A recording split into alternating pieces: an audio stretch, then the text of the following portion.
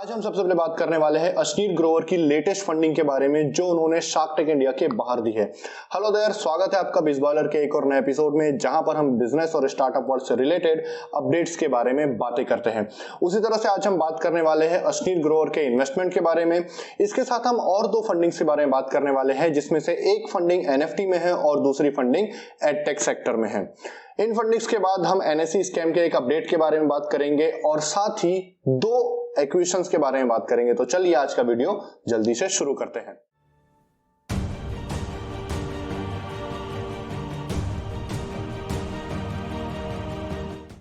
चलिए सबसे पहले अब हम अश्नीर ग्रोवर के इन्वेस्टमेंट के बारे में बात कर लेते हैं। अश्नीर ग्रोवर ने कू में एक 10 मिलियन के राउंड में अपनी फंडिंग दी हुई है।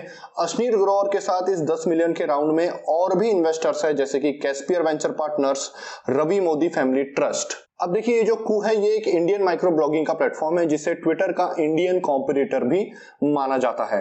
अब यदि हम फंडिंग की थोड़ी सी डिटेल में बात करें तो ये फंडिंग दो ट्रांचेस में होने वाली है जिसमें से पहली ट्रांच जनवरी में ही रेस कर दी गई थी और इसके साथ ही इसमें और भी इन्वेस्टर्स ने पार्टिसिपेट किया हुआ है जैसे कि एफबीसी वेंचर पार्टनर्स, युलू बाइक वाले हेमंत गुप्ता और एडवेंट्स फाइनेंस प्राइवेट लिमिटेड ने भी इसमें अपना पैसा दिया हुआ है। अब कू के बाद हम बात कर लेते हैं एक एनएफटी प्लेटफॉर्म में फंडिंग के बारे में और ये जो फंडिंग है ये अभी तक की इंडिया में एनएफटी सेक्टर में लार्जेस्ट फंडिंग है। ये फंडिंग रेस की है रेरियो ने। रेरियो एक क्रिकेट बेस्ड कलेक्टिबल एनएफटीज बनाते हैं। इनके 5 से ज्यादा इंटरनेशनल क्रिकेट लीग्स के साथ टाइप है और 600 से ज्यादा इंटरनेशनल क्रिकेटर्स के साथ भी इनके टाइप है। फिलहाल तो ये कलेक्टिबल एनएफटीज ही बना रहे हैं लेकिन ऐसा माना जा रहा है कि आगे चल के इन एनएफटीज का यूज किसी भी गेम में किया जा सकेगा। यदि अब हम फंडिंग के बारे में बात करें तो इस $100 मिलियन की फंडिंग को ड्रीम कैपिटल ने किया हुआ है।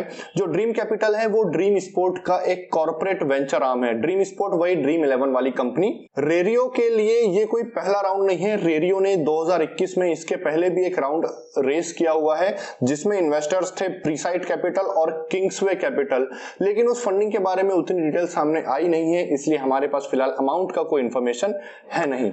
चलिए अब इस एनएफटी बेस्ड स्टार्टअप के बाद हम बात कर लेते हैं एडटेक स्टार्टअप की। एडटेक स्टार्टअप जिसका नाम है भांजू, उसने लाइट स्पीड से $2 मिलियन की फंडिंग रेस की हुई है।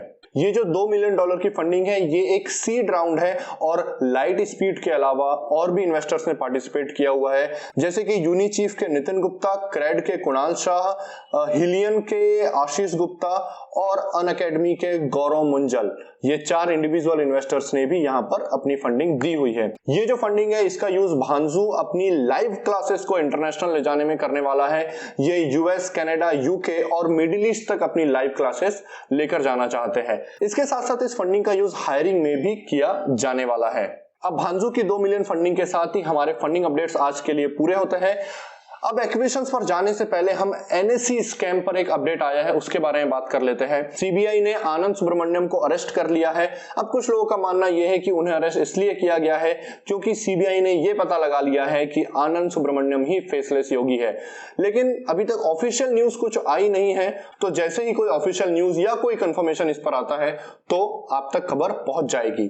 तो इस एनएसई स्कैम के बाद हम बात करते हैं अपने एक्विजिशंस के बारे में। आज हमारे पास 2 एक्विजिशंस की अपडेट है और दोनों ही इंटरनेशनल लेवल के एक्विजिशंस हैं। तो सबसे पहले हम बात करते हैं डॉक्टर रेड्डीज लैब के एक्विजिशन के बारे में। इन्होंने एक जर्मनी बेस्ड कंपनी जिसका नाम है निम्बस हेल्थ उसे एक्वायर कर लिया है। निम्बस हेल्थ एक कैनबिस बेस्ड ड्रग बनाती है। अब ये जो एक्विजिशन हुआ है ये 24 फरवरी को हो गया है। इसका मतलब क्या? इसका मतलब ये कि जो अब निम्बस है वो डॉक्टर रेड्डीज की एक होली ओन सब्सिडरी बन चुकी है 24 फरवरी के बाद से। चलिए अब इस डॉक्टर रेड्डीज के एक्विजिशन के बाद हम बात कर लेते हैं जेंटो के एक्विजिशन की। तो जेंटो सिस्टम एक Pune based technology solution provider है जिसे इंट्राटा ने एक्वायर कर लिया है। इंट्राटा एक मल्टीनेशनल कंपनी है जो कि सॉफ्टवेयर डेवलपमेंट में है। ये प्रॉपर्टी मैनेजमेंट के सॉफ्टवेयर बनाते हैं जो अलग अलग मॉड्यूल्स होते हैं जैसे कि वेबसाइट्स, अकाउंटिंग और दूसरी भी यूटिलिटीज, उनको एक यूनिफाइड प्लेटफॉर्म पर लाने का काम करते हैं। इस एक्विजिशन के बाद जो जेंटो का नाम बदलकर इंट्राटा इंडिया कर दिया जाएगा। तो देखिए आज के लिए तो फिलहाल इतना ही अपडेट से। उम्मीद करता हूं आप पूरी तरह से अपडेटेड हो गए होंगे। हम इसी तरह से रोज बिजनेस और स्टार्टअप वर्ल्ड से रिलेटेड अपडेट्स लेकर आ रहे हैं, तो हमारे चैनल को सब्सक्राइब कीजिए और पूरी तरह से अपडेटेड रहिए। तो मिलते हैं अब कल अपने नए अपडेट्स के साथ। तब तक के लिए थैंक यू सो मच।